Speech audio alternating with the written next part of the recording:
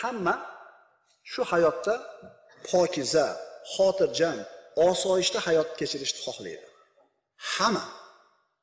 Musulmon ham, kofir ham. Musulmon ham, kofir ham. Erkak ham, ayol ham.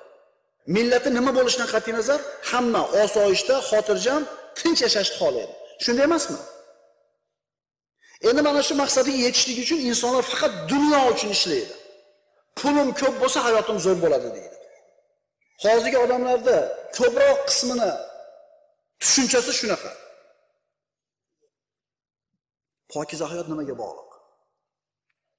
Xotirjam, farovon, to'kin sochin, beg'am hayot nimaga bog'liq? Astag'firullah.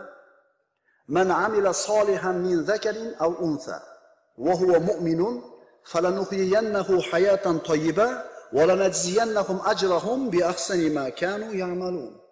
Oyatda eshitdilar. Erkakmi yo ayolmi?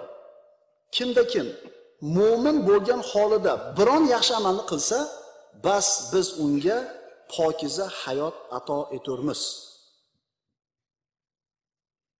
Erkakmi yo ayolmi? Kimda kim mo'min bo'lgan holida biron yaxshi amal qilsa, bas biz unga pokiza hayot ato eturmiz. Pokiza hayot nimaga bog'liq ekan?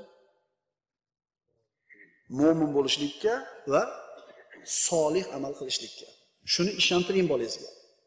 Avval o'zingiz ishoning, amal qiling, ko'ring hayotingizda o'zingiz ishonib turib gapirgan gapingiz albatta bolangizning qalbiga kiradi.